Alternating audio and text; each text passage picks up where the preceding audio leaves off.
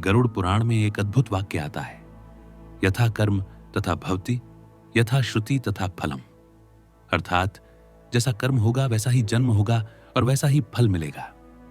मनुष्य जीवन का मिलना कोई संयोग नहीं है, यह हमारे पिछले जन्मों में किए गए पाप और पुण्य कर्मों का परिणाम है। इसलिए यदि आप सत्य और सनातन धर्म के गूढ़ विचारों को जानना चाहते हैं तो भक्ति प्रवाह चैनल को सब्सक्राइब करें और हमारे इस प्रयास को सपोर्ट कीजिए, ताकि हम निरंतर आपके लिए पुराणों और ग्रंथों से जुड़े सत्य विचार लेकर आते रहें। सनातन धर्म यह मानता है कि आत्मा अमर है, वह न जन्म लेती है और न मरती है। लेकिन जब आत्मा शरीर में आती है तो वह अपने कर्मों का फल भोगने के लिए आती है।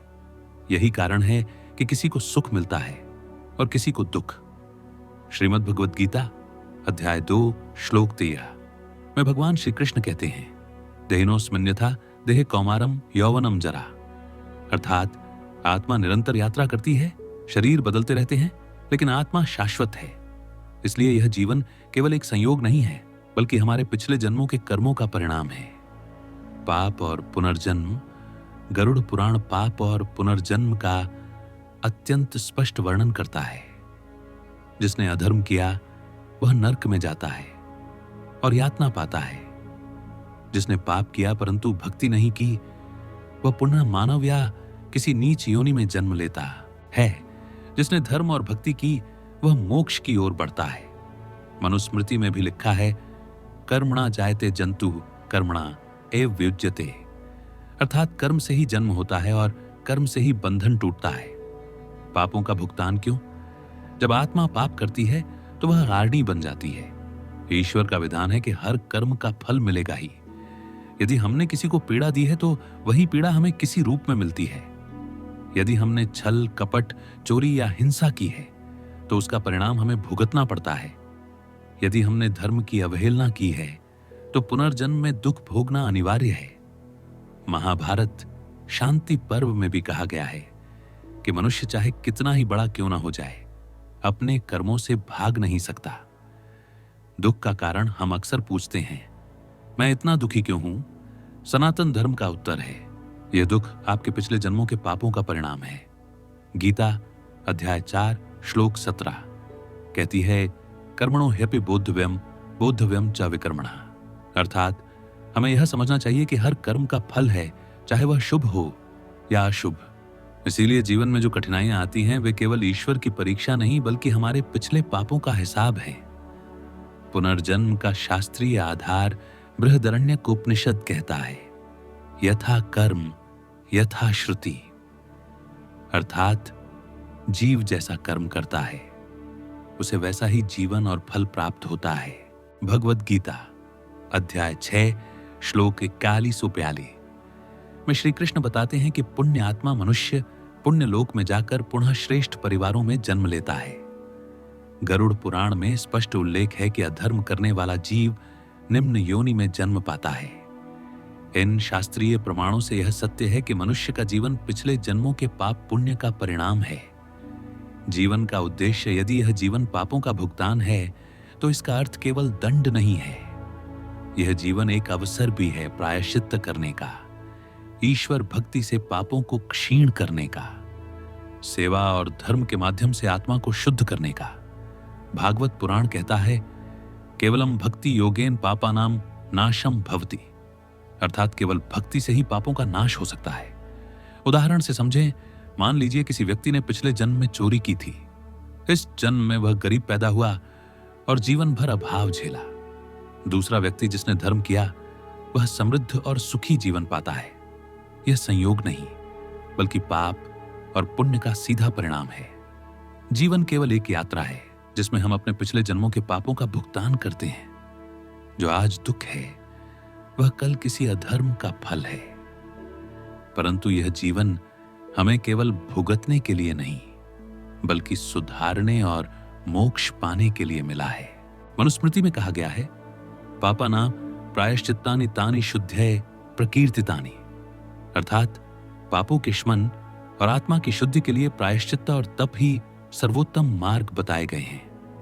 मनुष्य जीवन केवल पाप भुगतने का बोझ नहीं है, बल्कि वह एक अवसर है पापों को नष्ट कर आत्मा को शुद्ध करने का। यदि आप इस दिव्य ज्ञान को आत्मसात करना चाहते हैं तो भक्ति प्रवाह चैनल को सब्सक्राइब करें और हमें सपोर्ट कीजिए, ताकि हम आपके लिए सनातन धर्म और पुराणों से जुड़े सत्य विचार निरंतर लाते रहें। ओम। प्रायश्चित्त का महत्व।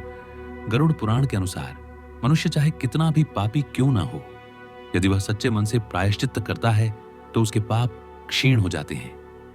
प्रायश्चित्त केवल कोई बाहरी कर्मकांड नहीं, बल्कि यह मन की शुद्धि का मार्ग है। जब मनुष्य अपने पापों को स्वीकार करता है और पश्चाताप करता है, तभी आत्मा पर लगे दाग धीरे धीरे मिटते हैं।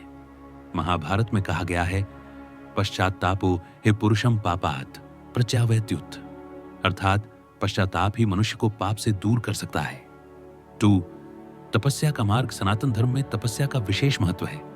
तप का अर्थ केवल जंगलों में तप करना नहीं, बल्कि यह है इंद्रियों पर नियंत्रण, मन को शुद्ध करना, सत्य, संयम और भक्ति का पालन करना। गीता अध्याय 17 श्लोक 14 से 16 में 3 प्रकार की तपस्या बताई गई है। शारीरिक तप, शुद्धता, विनम्रता, सेवा। वाचिक तप, सत्य बोलना, प्रिय वचन, मंत्र जप। मानसिक तप, संतोष, मौन, सरलता और ईश्वर ध्यान। तपस्या से पाप जलते हैं और आत्मा तेजस्वी बनती है। यही कारण है कि महर्षि मुनियों ने तप को पाप मुक्ति का उत्तम मार्ग माना। 3. भक्ति की महिमा। शास्त्रों का अंतिम और सर्वोच्च संदेश है कि भक्ति ही सभी पापों को नष्ट करने वाली है। भागवत पुराण कहता है, केवलम भक्ति योगेन पापानाम नाशम भवति, अर्थात केवल भक्ति से पापों का नाश हो सकता है। रामचरितमानस में भी आता है, नाम लेत पाप हर बिनु नाम निस्तार, अर्थात ईश्वर के नाम जप से पाप मिट जाते हैं। भक्ति केवल पूजा पाठ का आचरण नहीं, बल्कि ये ईश्वर के प्रति गहरा प्रेम और विश्वास है। संकट में भी ईश्वर को याद रखना, हर परिस्थिति को ईश्वर की इच्छा मानकर स्वीकार करना, दूसरों की सेवा को ईश्वर की सेवा मानना। 4. धर्म और सेवा। सनातन धर्म हमें बताता है कि सेवा और धर्म पालन पाप मुक्ति के लिए अत्यंत आवश्यक है। सत्य बोलना, अहिंसा अपनाना और करुणा रखना धर्म का मूल है। भूखे को अन्न देना, दुखी की सहायता करना और बिना स्वार्थ दूसरों के लिए जीना सेवा है।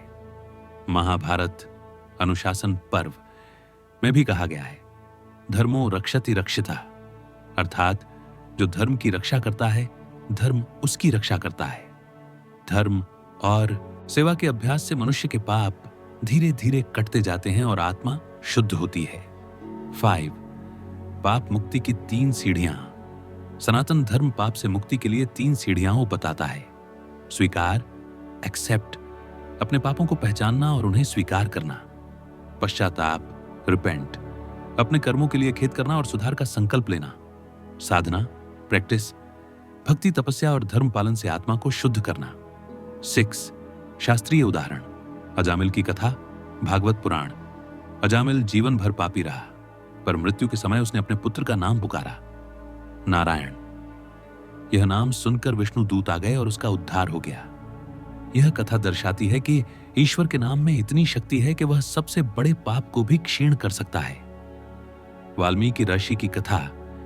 डाकू रत्नाकर जब नारद मुनि के उपदेश से राम राम का जप करने लगा, तो वही रत्नाकर आगे चलकर महर्षि वाल्मीकि बना और रामायण की रचना की। इससे सिद्ध होता है कि प्रायश्चित्त और भक्ति से सबसे पापी भी महापुरुष बन सकता है। 7. वर्तमान जीवन में प्रयोग। यदि हमें अपने जीवन में पापों से मुक्ति चाहिए तो सबसे पहले हमें अपने कर्मों पर ध्यान देना होगा। गलतियों को स्वीकार करना, सुधारना और ईश्वर की शरण में आना ही पाप से छुटकारे का मार्ग है। भक्ति और सेवा के साथ जब जीवन जिया जाए तो आत्मा शुद्ध होती है और भविष्य के जन्म भी सुधरते हैं।